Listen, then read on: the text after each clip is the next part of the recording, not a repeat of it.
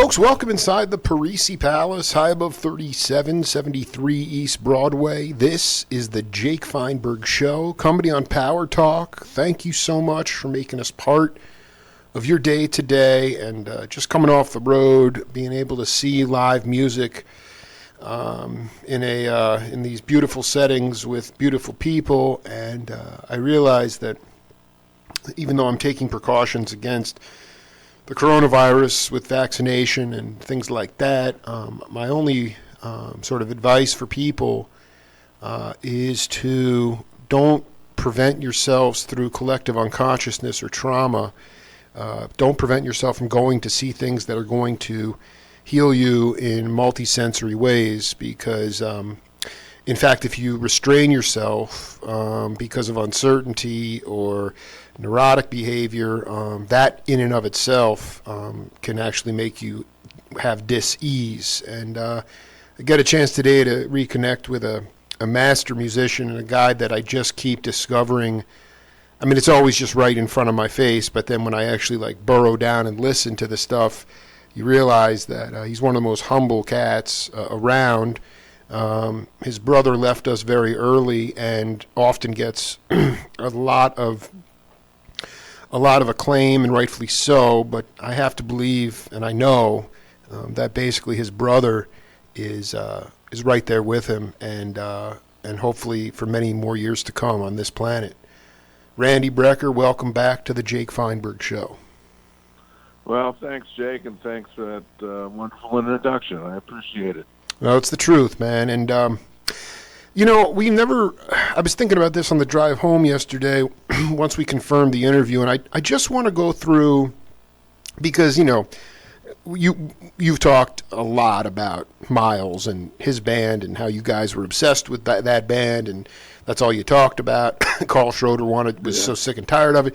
But I just want to go through some other cats that play the trumpet, and then have you tell some story, either a story about them, if you actually had a chance to hang with them, because I mean, Miles was so mercurial and a genius, but he had so many peers. So the first cat I want to ask you about is Kenny Dorham.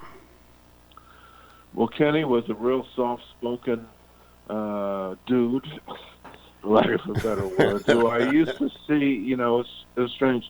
He was always out and about around the scene. I saw him a bunch of times in various parks in New York, just kind of, Sundays when people would come out in the village and play in the park down there. He would be one of the guys kind of sitting around and listening to what was going on. So I think that's the first time I might have met him. I introduced myself, and he was a very soft-spoken, also humble guy. He ended up for quite a while, and this is where I got to know him better. He was working at Manny's Music, selling stuff. He was working at Manny's? That is working at Manny's. Oh, my God. That is the greatest. You've already made my day, dude. Well, I think he kind of enjoyed the job. It was a steady, steady, and the people who owned the place were just wonderful. It was a wonderful family, so I'm sure they treated him with much respect. And I remember another time where this was our first, literally our official, not official meeting, but he was playing at a place called Slugs. Sure. And he was one of my idols, so I actually had the nerve to ask him if I could sit in. I was a kid. I was playing with Blood, Sweat, and Tears at the time. And he said no, but he looked at me and he said, this made me feel great. He said, wait a minute, are you Randy Brecker? Wow. And I was just taken aback. He said, I could tell by the hair, because I had long hair. I was playing in a rock band. Holy cow. And so I walked away, even though he wouldn't let me play, and understandably, I should have never asked him in the first place. It just goes to show you that he was kind of always up on new things coming up. So he was just a wonderful man. He also wrote reviews for a while, before your time, recording reviews for Downbeat magazine. You've got to be. I had no idea. I was thinking, I'm like, maybe Randy caught him live and rubbed elbows. You're blowing my mind. He was a writer. He worked at Manny's. I mean, yep, it's all true. If you search out downbeat magazines from probably the late 60s or mid 60s, I forget the time period, but he was writing record reviews too. Okay, so Pretty far out. That is so heavy, man. And first of all, just for the record, for younger cats that are going to listen, he said no, but you know what? You're never going to know unless you ask the question. So it's okay to, that was primarily. The next cat is, now I'm really curious about this interaction with you, is Donald Byrd. Oh, well, we went back to when I was 15. And at the Stan Kenton Band Camp in 1962, and there were a lot of other great young musicians there. This is where I met Dave Sanborn, Don Grolnick, Lou Marini, a guy named Mitch Farber who only talked about Donald Byrd. He was had met Donald because Mitch was from New York, and every other word with a New York accent. Oh, Donald Byrd this, Donald Byrd that. Donald was at the camp teaching as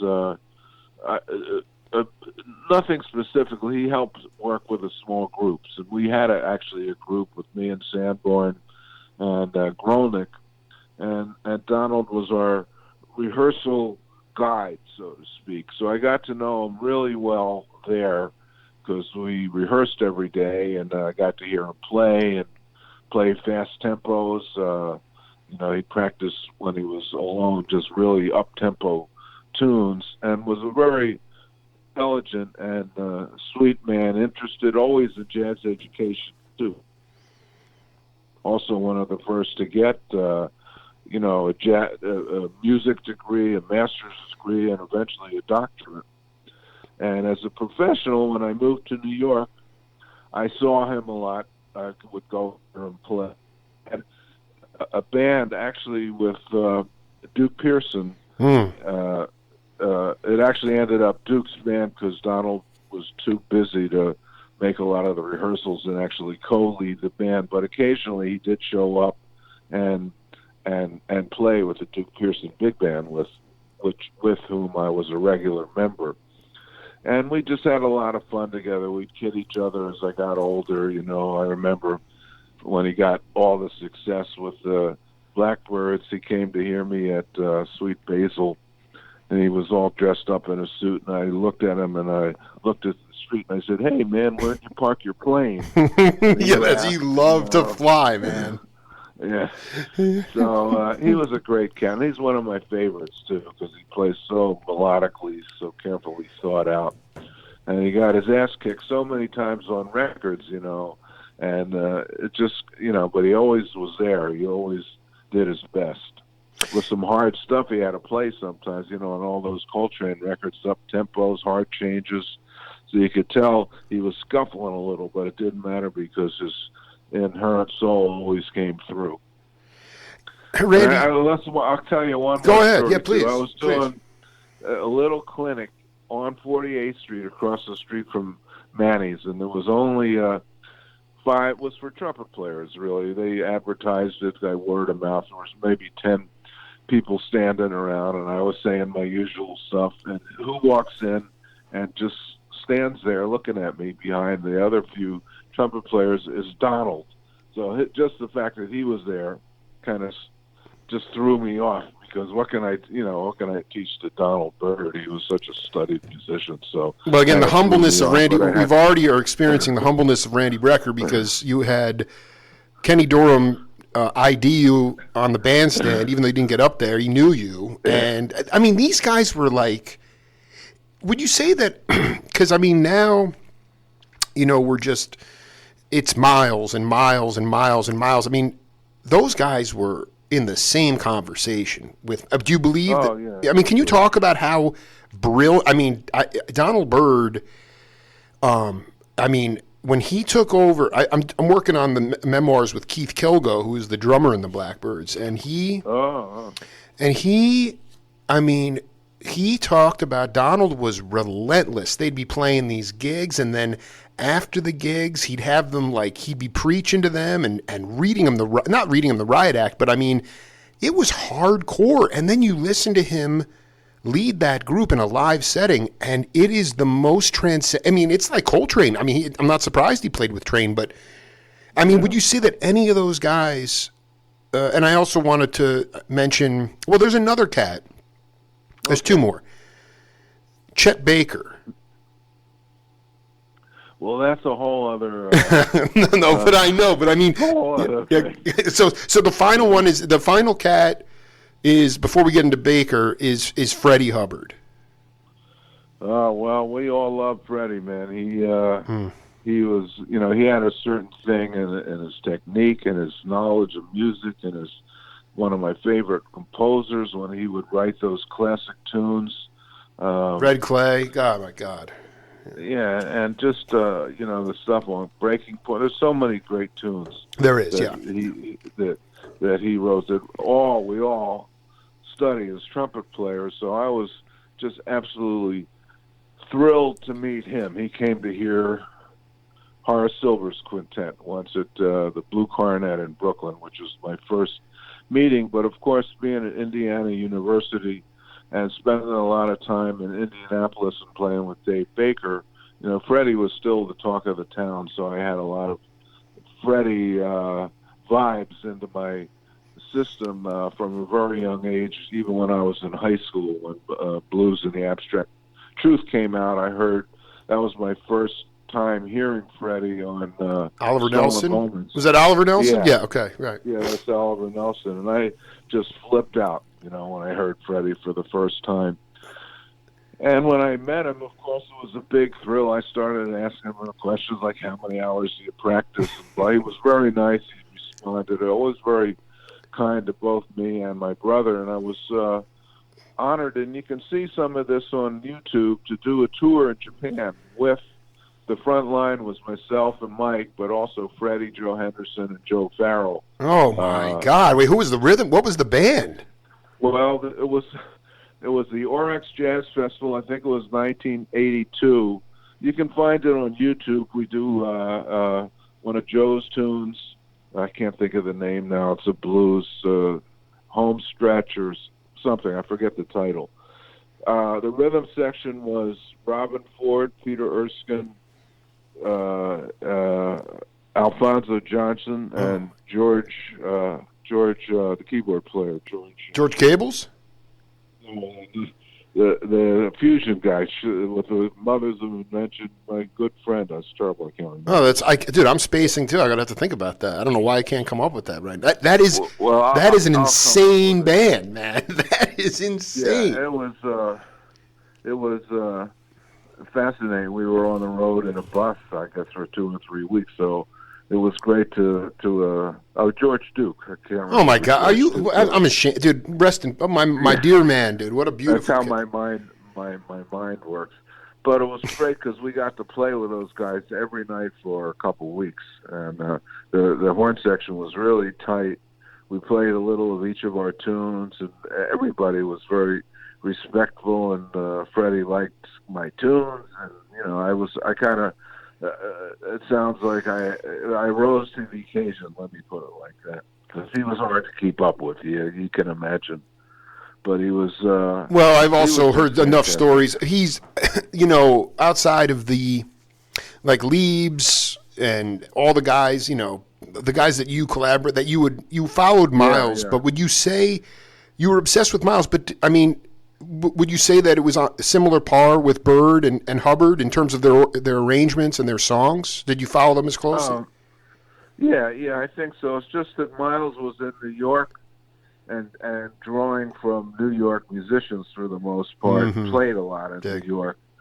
And so he was taking guys from our little circle, Steve Grossman and people like that. So everyone was waiting to see who was going to be next. He even called my brother, but Mike was actually too busy, I guess, with our own stuff to do it.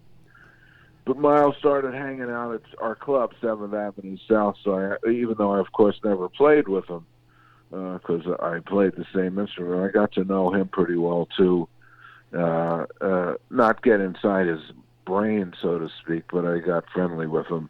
He would always also in Dreams, I'll just say this one, although you haven't asked me about this, he would always come down. Another thing, it's interesting, though, because Miles was really on the scene. I mean, he was always hanging out at the clubs. Totally. And I think because he wanted to know what was happening, who was playing, who was doing what the music scene was like.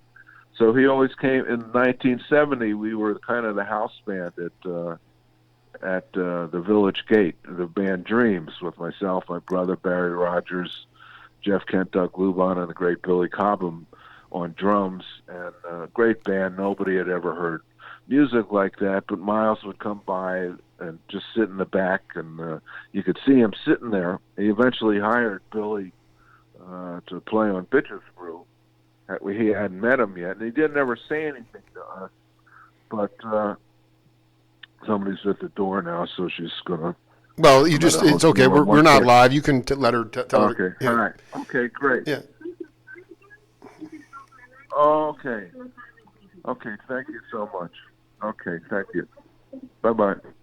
So he would come and just sit there. He was like in the bleachers. He was like in the back row, like just sort of he was checking it. In the back, just checking it out. Never came up and said anything. I love it. But years later, I had been playing a wah-wah pedal too, and No, you told me this story.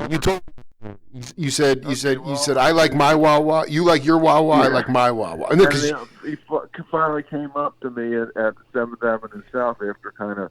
I had held my hand out and said, "Hey, I'm Randy Brecker, call on the club," and he didn't say anything. But a couple of hours later, he whispered in my ear, "I love my wah-wah. You love your wah-wah." So he was just very aware of what was happening. Yeah, no, you were like, "Hey, I'm the owner of this club," and he didn't say anything, and you just started to down yourself in vodka tonics, and then he came back and whispered in your ear. The man was, but I'm glad you brought up the wah pedal, because Randy, I was driving back yesterday, and I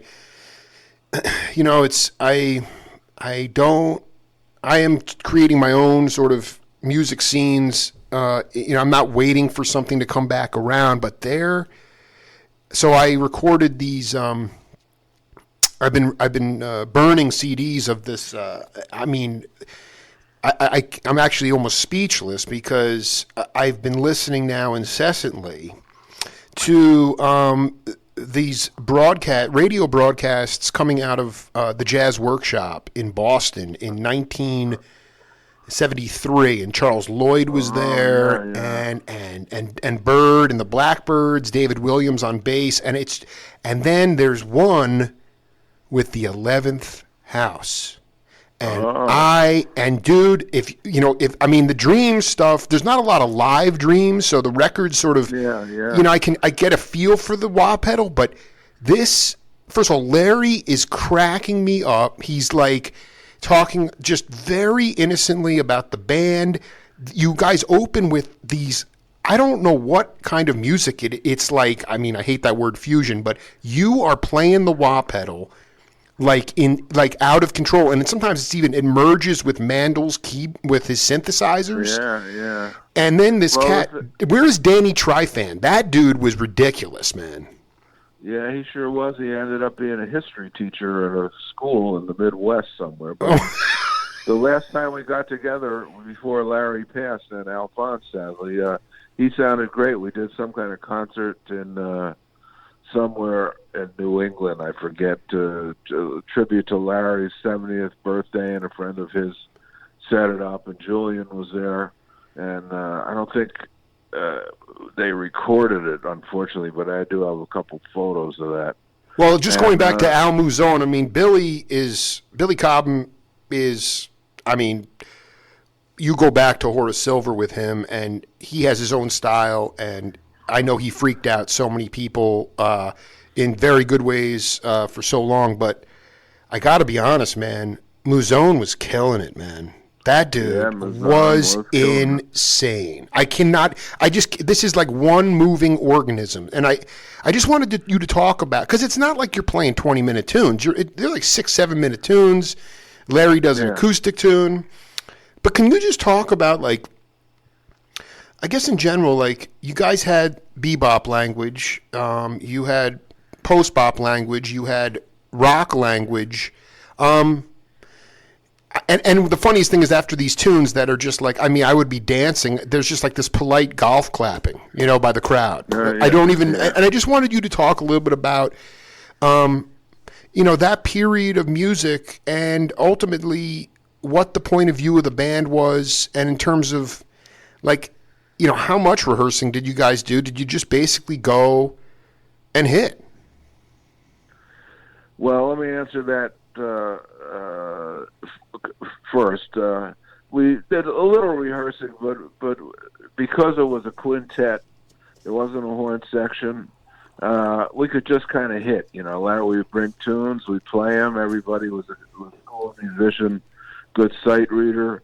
Mandel, of course, had no sight. He was blind, but he had amazing ears. He could just hear something once, and he'd pick it up. They go way back to their earliest days in Seattle. Yes. Playing together, and that's where I met both of them. And I was out in Seattle one summer chasing after my girlfriend at the time, and I took some classes at the University of Washington. That's the only way my parents would let me go out there. But that was a fabulous summer, maybe the most musical summer of my life, where I met Larry, had a steady gig at the Embers 6 nights a week, and I'd just go play. And Mandel was the keyboard player for the most part. There was another guy, Sarge West, a good trumpet player, and B3 player. Mandel played B3, so it was an organ trio. A guy named Dean, I can't think of his last name, on drums. But that's where I got to know Larry. He had a crew cut, but he could play any style even back then, man. He was from Galveston, Texas, so he had the Texas thing, and he was a great bebopper. He just had an open mind. He was a fresh-faced kid who could play any style of music with all those chops. And I sadly left him. We got to know each other very well because I played so much with him. And I went back to school for a semester, and then I didn't quite graduate IU. We won the Notre Dame Jazz Festival. I'm getting back to there. So this is by now 1966. I decided to move to New York, and in the summer I was back in Philly, and I decided to go see Chico Hamilton at the ad said featuring Ron Carter. Wow. And Ron Carter had been a judge at one of the festivals that I had done in Europe after our State Department tour with the Indiana University Jazz Band. We toured the Middle East and Asia starting in January, February of 1966 for 4 months. Then there was a jazz competition in Vienna, and Ron was one of the judges. So I went down to hear Chico Hamilton, and there's this great guitar player with long hair, kind of Beatles look, and wearing Carnaby Street type clothes and glasses. And every once in a while, Chico would say, "Okay, Texas," and they'd go into his blues. And I looked closer, man, and it was Larry. I couldn't believe it. Wow. I said, holy shit, that's Larry. So we struck up our friendship again. He had moved to New York. I was moving there after the summer. And he had a group called the Free Spirits with Jim Pepper, the great Jim Pepper, and Bob Moses.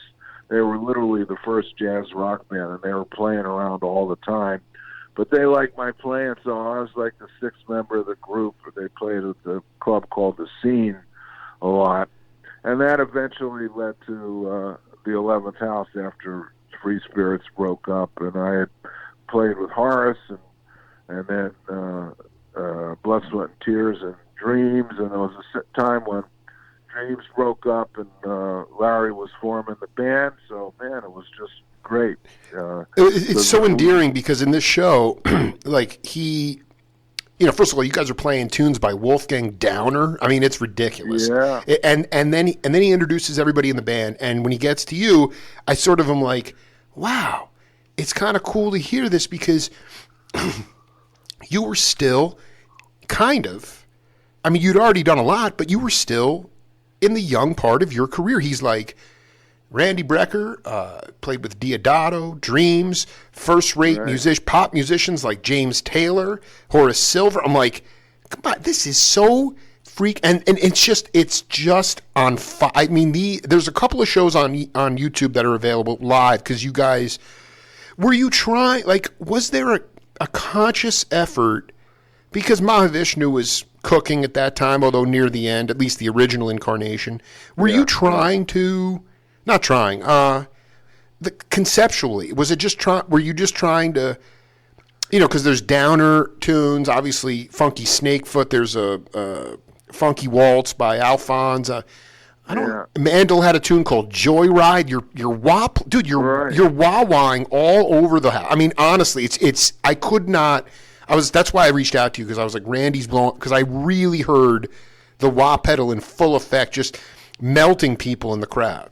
Yeah, well, because there was no horn section, and it was just solos. It was like really a small group rather than. I didn't use the wah-wah that much in Dreams because of the horn section part. So a lot of us had the effects, but it was still with a horn section. I'd play some solos with the wah and some not. But it was more of the horn section was the feature of that band. But here, Larry's group was just front line, guitar, and trumpet. So it was like really playing in a jazz group electrified.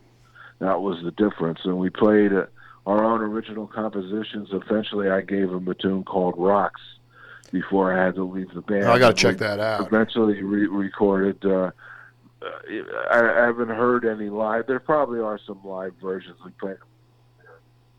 And we played each other's material, and we were pretty successful. We were working quite a bit. Maha was still around, but they were on in the verge of breaking up, and John and Larry were close, played together a lot as the three guitar things.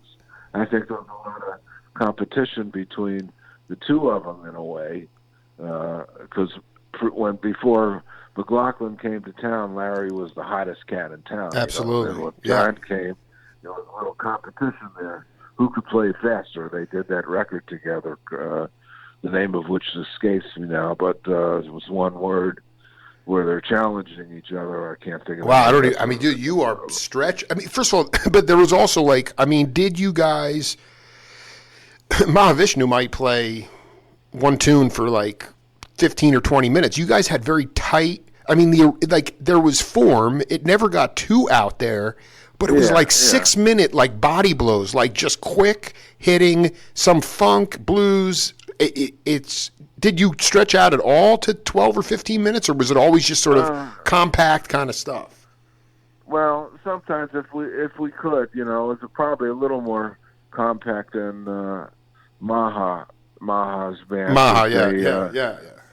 They did some kind of raga influence thing where they kind of hypnotized the audience, so they played longer tunes. Our stuff, in a way, I guess, especially Alphonse's stuff, was a little more commercial, just down-home funk. And we'd funk out, and then we'd play another tune, a different style. And we were playing mostly clubs, although when we went to Europe, we did a couple concert tours. But I guess that goes back to Larry's days going, and as a club musician, where people don't want to hear tunes that long. They want to hear a lot of different styles of stuff. I thought it was. Well, you know what it is. That's absolutely true. But to put a band together that does it so burning and tastefully, that's the challenge. Everybody wants to try to. I mean, that to me is he does an acoustic solo. I don't know. Anyway, it's just my latest sort of. And by the way, for the record, Larry was actually in Mandel's band for a while. That was he says that on the radio. He goes, I don't want to date myself, but he's like, I was actually in Mandel's band.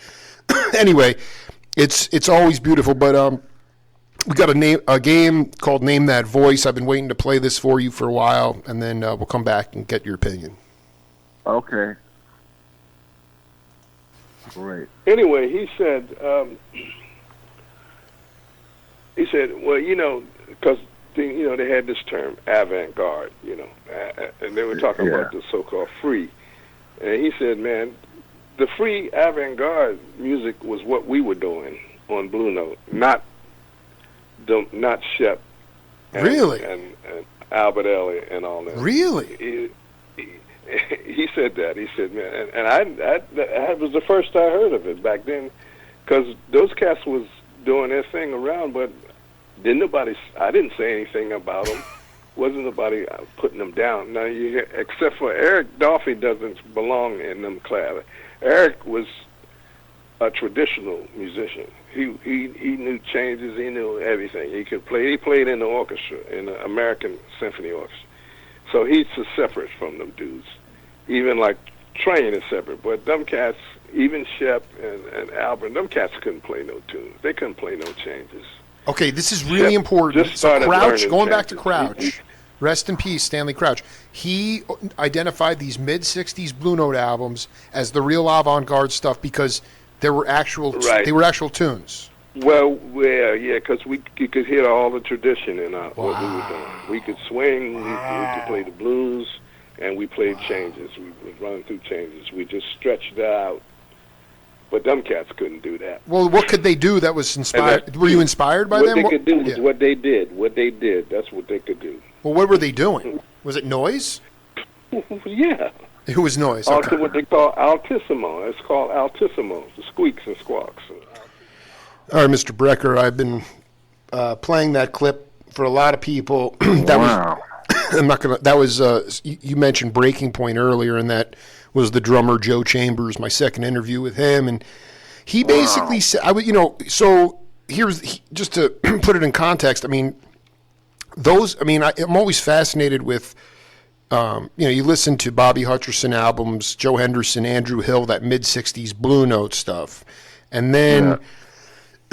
And then, Chambers is talking about, he goes on to say that, those guys, Eiler, Shep, they'd be playing down the block, but a lot of those cats that were on those Blue Note records didn't respect them.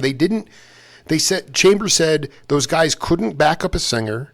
They couldn't hold down a gig.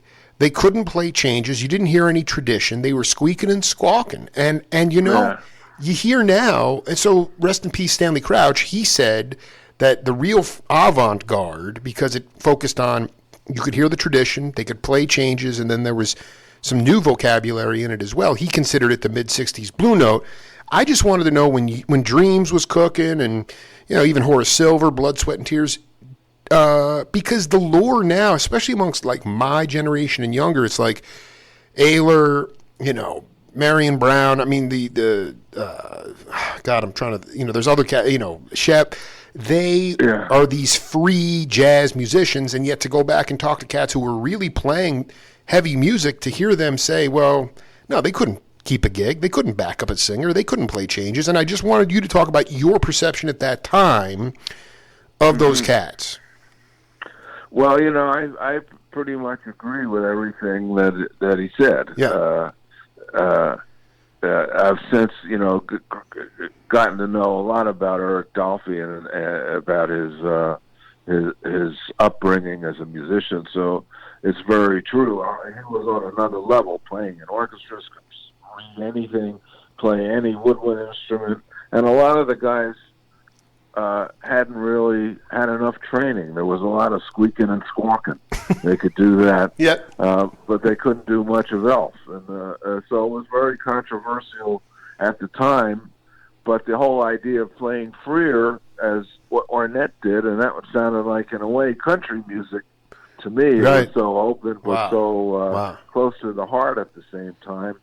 Everyone was a little different, but there were a lot of guys that kind of could pass as musicians, but they just didn't have enough training, so we had to kind of be hard on them. So I agree with Joe completely about a lot of those guys. You had to treat everyone differently, and Train enjoyed a lot of stuff, for instance, that a lot of us didn't. He got deeply into, there were some guys I liked, Albert Eiler, who came out of, I think, playing in a lot of R&B bands. But a lot of the guys, it was easy to squeak and squawk on saxophone, but trying to get somebody to play a blues even was difficult. Was there like a trumpet cat? Was there some cat in New York that was, because you can squeak and squawk on the saxophone, but I'm wondering if there was somebody who was pushing doing that free stuff on the trumpet? Well, it was hard to do because of chop reasons. The only really, and he wasn't really an avant-garde either. He was just his unique style was Don Cherry. Yes. And Albert's brother, Donald Eiler, too, also had his own thing, but I'm not sure he could do other than what he did in Albert's band, which was just to finger the valves really quickly and kind of just go all over the horn. But harmonically, I don't think he was. I couldn't say this for sure because I never heard him in any of the other contexts, but he probably wasn't too harmonically trained, so to speak. But there weren't many trumpet players because it wasn't trumpet. You can't. It's hard to do. You know, your chops go if you play, just blow into it and move the valves a lot, which you can do on a saxophone and not get tired because it's not your lips doing that; it's the reed vibrating. So the real squeaking and squawking for the most part were done on saxophones. And if there's a way to do that well, you know, if you have a lot of motion and you're playing, there were guys that could get away with it, that specific thing, you know, a lot of speed and a lot of shapes and blah, blah, blah. If you're kind of stoned, you could kind of get into that for a few minutes anyway, but I never... No, I dig, man. No, I mean, I just wonder if there was... You know, because you talked to me a bunch. I just transcribed this other story where you talked about, you know, again, going back to the famous Miles quintet, where, you know, they would leave the form and almost on purpose get lost. They would get lost on purpose and then see if they go out to left field and come back. And you guys learned how to do that. But then you said in the same sort of section that because your brother got to play with Herbie for a while, actually Herbie didn't care if there was form or not. He just would love going out to left field. And I just wonder, like, can you just talk to younger cats about how you guys learned on the bandstand how to get lost, the exhilaration and the fun feeling of getting lost, and the challenge of getting home? Because, you know, we're just in this time today, putting all the insanity aside, just you see a lot of people want to deliver just perfect tunes. They want to play them the right way. They don't want to make. They're petrified of making mistakes or hitting a wrong note. And yet, when you talk about the bands you were in and how much you actually wanted to get lost, that's what all I care about now is sort of if there are ways that you can talk to younger cats about getting comfortable being uncomfortable. Yeah. Well, you know, it has to do with just playing with guys that you know well, I think, and really trust, and that aren't afraid to just take some chances. So if it goes out in left field, and Herbie loved, you know, many guys say this, like you said, Herbie loved to get lost, so to speak. He looked forward to that, and my brother, one thing he said when he was playing quartet with Herbie and Buster, and I think it was Al Foster on drums, and he almost complained in a way because he said, "Man, these guys get lost all the time." And I said, "Well, I think they want to get lost, man. They don't. They in a way do it on purpose, and they just trusted each other because that can be really fun to use materials from the melody, either harmonic or melodic, and just go play. If you trust each other, that some music will happen even if you don't follow the form. And then there's always a way to find your way. If you know each other's playing, there might be a cue if you've been on the road for weeks, or there's something that can help you get back into it. I always thought when I was first listening to Miles' band, when they did take it out, I thought, man, do they know where they are? Exactly. And then eventually I figured, I don't think they know where they are. They're just out there somewhere. And that's what they were doing, and they had a lot of fun doing it. Probably more fun than Miles did. I think he wanted to rein him in a little from what I heard through the grapevine and from reading his books, especially when he had a little later when Jack was in the band and Keith and Chick. He loved to take it out. and Miles would try to rein them back in. They wanted to go out. I was seeing a lot of those guys after the gig, and they would talk about it. Oh, I love this. Oh my God, I love it. Because that's, I mean, with like, do you feel like I don't know what crowds that these guys were playing to, but do you feel like there is that ability in today's paradigm to experiment on the band? Like at Blues Alley, can you just do that? Can you get lost? And what does it look like today? Because even with the 11th House, because there was no like, you never got that free, but it just I mean, I'd walk out of there just awash in some kind of multi-dimensional color scheme. I mean, it was just like I just wonder about the flexibility that cats have today in certain musical settings. If there's now I'm not talking at the Electric Circus or Liebman's Loft or Perla's Loft. Like today's, is there that flexibility to sort of learn to get lost live? Well, I hope so. I mean, with the thing that we're doing this week with Mike Stern's band, the tunes are pretty delineated, so to speak. But during each set, we just jam, and anything can happen. So maybe the third or fourth tune, he'll just set something up. There's no tune, you go anywhere, and because everyone can play anything in any key in any style, it goes a lot of different ways.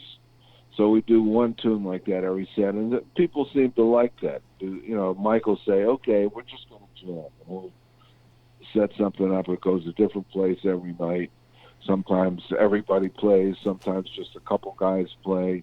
And audience seems to like it. And at least that's part of the idea of free jazz is if you're a fan or an aficionado, it's been in the lexicon for a few years now, so people understand that there's other ways to play other than just playing chord changes and following the form, which of course is really fun to do. But there is this other way you can approach music, and mixing them both up is even better. Absolutely. I got another Name That Voice for you, and then we'll come back. Okay. It's very easy to relate to someone who did something extraordinary and see if they were addicted to something and use that as a definition of who they were and what they had to offer. Well, Ulysses Grant was an alcoholic, but we don't remember him as a famous drunk. Abraham Lincoln had all kinds of melancholy and psychiatric problems. We don't remember him as a great neurotic. We don't remember Sigmund Freud as a coke addict because he was a big coke snorter in the days when that was supposed to be legitimate. And at the time, he and other people thought that was the path to nirvana. Our whole history is full of people of distinction who messed up in their private life or their health. When I was with Charlie Parker way back in 1952, it was the first time I ever heard the expression, do as I say, don't do as I do. And all those people, when I was surrounded with that, and they saw, I might appear to be nuts, but I wasn't strung out or anything. They said, stay clean, as they were snorting, shooting up, drinking, etc.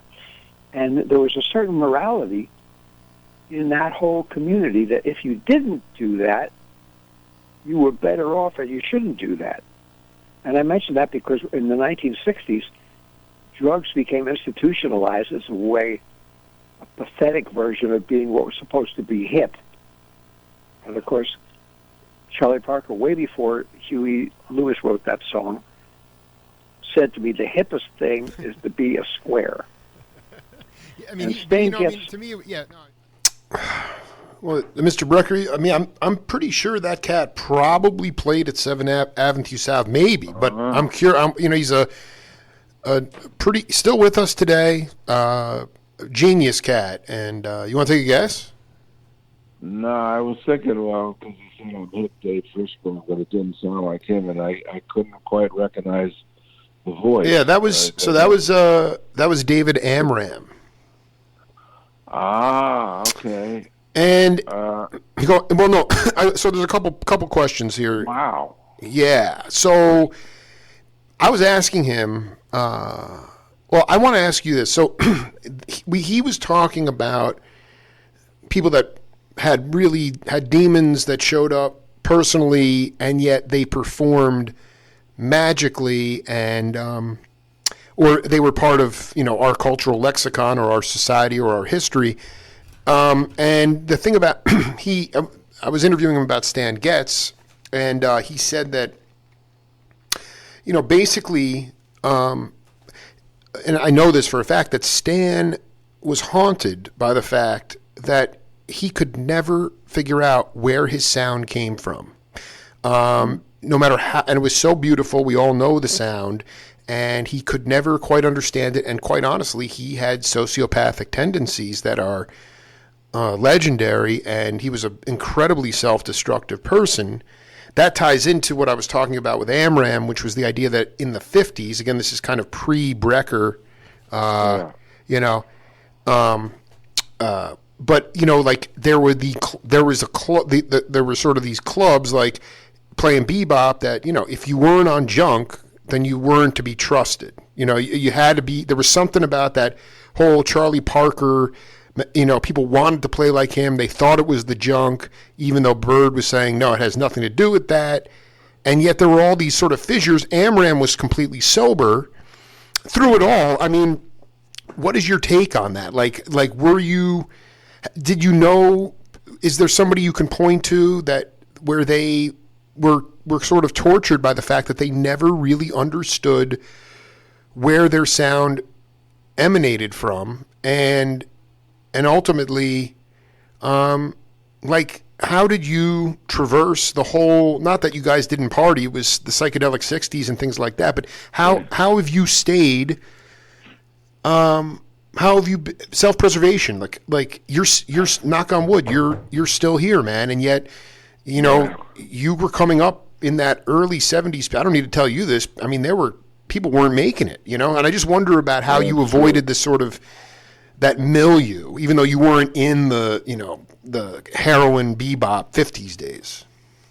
Well, it was a tricky slope because I like to party and I like to do a lot of things, but I was afraid of needles, and I was brought up pretty well by my parents as far as avoidance. But it was just part of the culture, and I'll admit to doing everything and each drug possible, the early ones, but my aversion to needles and getting seriously fucked up, for lack of a better word, just kind of kept me enough away from it that I didn't ever have a problem.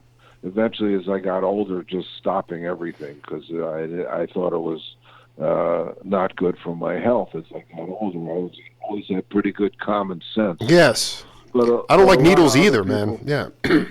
Yeah. A lot of people had difficult time, including, if you read the book about my late great brother, he had a really difficult time with it because there's no other way to put it. He did use needles because maybe a part of it was the saxophone culture were usually a little more prevalent, and maybe psychologically it was because guys like Bird and Coltrane who had all been strung out at one point in time that it was part of the lifestyle, so to speak. So most of the saxophone, even the younger cats, dabbled a little more than I did with the hard drugs.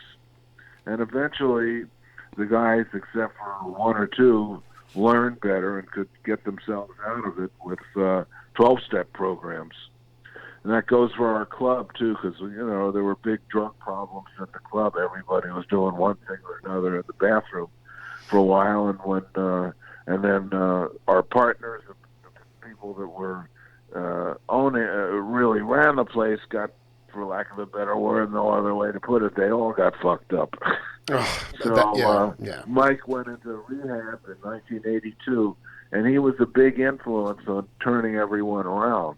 So he turned enough people around, and I've told this story a few times, that our club became an AA hangout, an Alcoholics Anonymous. I don't mean to laugh. That's all. I'm very happy to hear that. It was great, but we were trying to sell booze, unfortunately, and then you see everybody there with a Perrier or a Coke.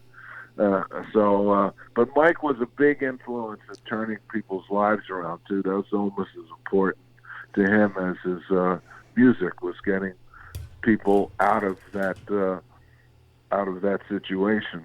As just having a younger brother myself, and how did you deal with it when you knew your brother was on junk? Like, did you,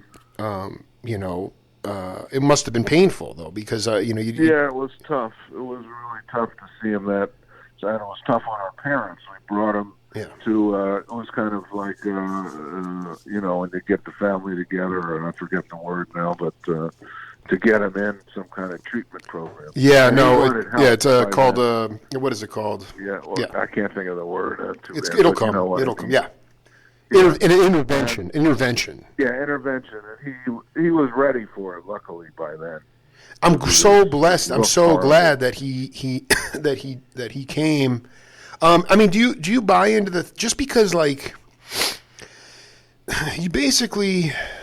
I don't know. Did you see Coltrane at the end of his life? I mean, I was told at a certain point that he had near the end, he had 2 Bibles he had 2 drummers, 2 upright bass players, and 2 Bibles in his pockets. And is there some validity in the sense that these guys were, not that you weren't doing the exact same thing, but playing 4 or 5 sets a night, and they had huge arthritis and were in a lot of pain, and so part of that was just because it's just like the equivalent of pharmaceutical drugs. I mean, they were doing heroin. I wonder, like, I know with Horace, it's almost like, I think he was pretty straight, if I'm not mistaken. Yeah, Horace was the exception to the rule. Yeah, thank God. By far, he didn't do anything. He barely had a beer. But he was around it all the time, and it bothered him. He told me this a million times. And at the end of the night, when he was with Art Blakey's band, he swore he was going to quit because he didn't want to be around that. In fact, he had to go. He went to jail because he was in a car with Art Blakey and a couple women in Philadelphia. Oh dear! And they stopped him because it was white women. Horace, completely innocent, went to jail. Had to get his father to come down and bail him out. And I think that's when he officially kind of left Art Blakey's band. So Art had narcotics in the car or something like that. Yeah. But they originally started. It was like a police state back then. Yeah, I know. Police thought it was suspicious. 2 black guys with some white guys. God, I don't know how you guys survived this time. Larry Coryell was driving with Chico. I mean, it's insane. I don't know how you guys survived that, man. Yeah, and but Horace was the exception to the rule. Larry spent time being pretty fucked up, Yeah. I mean, pretty much most of the people I knew were and then there were the exceptions to the rule. Many of them were strict religionists, I guess you would say, like Benny Golson was a Seventh-day Adventist, and he never touched anything, and you could barely telling us there was a certain thing that heroin did as far as and I'm not saying this to get people on it, but there was some kind of music that did come out of it a certain way. You lay behind the beat, so to speak. I would always use Lee Morgan, bless his heart, as that's one cat I forgot to ask you about. Yeah. He got all partly because playing an Art's band, Art would offer heroin, at the time turned it down when I was playing with him, but sadly that was the outcome of quite often of playing in Art Blakey's band because it was around so much and they didn't have the sense to keep it away from the youngsters in the band. So it was a problem, big problem. It's not anymore. It's funny, it's the opposite now. I remember talking to my friend, the great trumpet player Alex Sipiagin, about his son, who's a wonderful, Nikita, who's a wonderful alto saxophonist in his 20s now, studying in Graz. But Alex is saying, as long as he's with musicians, he's okay, but when he goes out with his friends, then they all get screwed up. So the musicians are the clean ones to be around now. It's turned full 360. It's all 360. Because, I mean, dude, the 4 brothers, man, I mean, those guys were all smack addicts. I mean, it's like, it was just... That's but they were functional. That's the problem. They could all play great. Well, that's the problem. They played like they were. I mean, it just sounded like melting butter when they played. You know, it's like ridiculous. Yeah. So tell me about Chet Baker, would you? Well, Chet, I have to say, just had that special thing in his sound and in his. That's a God-given thing where he could just pick up the horn. It didn't sound like he practiced that much. You know, if you sort of see the Let's Get Lost movie, everyone says he never practiced, and it sounded like his lip was going to give out at any moment when he played. He'd sit down and curl himself around a chair. Then he played for hours. Just beautiful heart and soul melodies. He played exactly like he sang exactly like he played. He had probably the best ears of any jazz musician, where he could just hear beautiful things, play over changes when he had no idea what they are, and just that beautiful, straight from the heart, melancholic sound that we all love so much. Unfortunately, you know, he had a pretty screwed up personal life. That's the sad part of it. But the music was just wonderful all the time, and he was so proficient and so had so many recording. Well, he never sounded bad, so any night they recorded was a masterpiece. Did you ever get a chance? Was he wasn't a big do you think he was sort of like Stan in the sense that he didn't know these guys were so disheveled? I mean, Chet was like pawning horns and stuff. I mean, you know, but I mean, like did you ever get a chance to like talk to him about like, did he know where his sound came from? He obviously was somewhat idiosynthetish. Yeah, I know. I doubt it. You know, he knew something about trumpetistics, and he did have to practice to an extent, because there's certain records where he's playing really up tempos that if he didn't practice, he could never do. Right. But as life went on, it seemed like he probably practiced less. He just had a really, you know, I mean, with all of this, it's a combination of talent that we have that's kind of God-given. We have ears, and however our brains function so that we can use our ears sometimes without really knowing technically what's going on. That's where the talent comes in, but at the same time, you do have to spend hours working on your horn and theory, and a lot of other things go into it, thinking about music.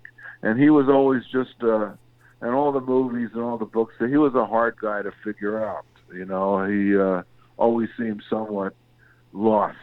It was a good title for that movie, Let's Get Lost. He was never sure of why he did what he did. He just did it. You know, that's the way, I mean, totally different, but when you just talked about the ears, not knowing exactly what's the way you're interpreting it, that's what you're playing on this. I got to send you this 11th House recording. It's really just turned me on my head. And oh, great. Brecker, go ahead. Chet, sorry, I might have told it to you, I don't know, as long as we're talking about him, but it just goes to show you how deep into the sad part of his life. We were in my club one night. My ex-wife, this was before we were married, had just come to New York from Brazil, Ileana Elias, and she barely spoke English. Her first gig in New York, she played a trio gig with Eddie Gomez and Peter Erskine, and I happened to be there late that night, and when she got off the bandstand, I gave her the fee for the night. I think it was, her part of it was $300, and she gave a couple, we had paid the other guy separately, and I was at the side of the stage. Then a few minutes later, she came up to me, 10 minutes later, and she, barely speaking English, she said, "Oh, you know, I just met Chet Baker. He was one of my heroes, and he's had a terrible fight with his wife, and he has no place to stay. So I gave him the money." Oh, my! I knew this. That is, well. In 10 minutes, he talked her out of the money, and then the next morning. I don't mean. Next morning, I'm walking down 49th Street. He was gone, of course, from the club. Across the street, I was going to 49th Street to a studio session. Around the corner where Colony Records is comes Chet feeling no pain, walking down the street, and he sees me across the street out of the corner of his eye, and he turns around and runs the other way. I couldn't find him. You're learning dude, let's get lost, man. The jazz, that's the jazz. You know what, man? He was lost. Brecker, I always love hanging with you, and I appreciate everything that you bring to this world, man. We need you guys more than ever, and you've been a great healing force for me in these years too. So much love to you, man, and we'll talk soon. Okay, right back at you, Jake. Thanks for the great interview. All right, brother. Have a great gig tonight, man. Say hi to Mike for me. Yeah, we'll do that. All Thanks. Right. Later, dude. Okay. Yeah. Bye-bye. Bye.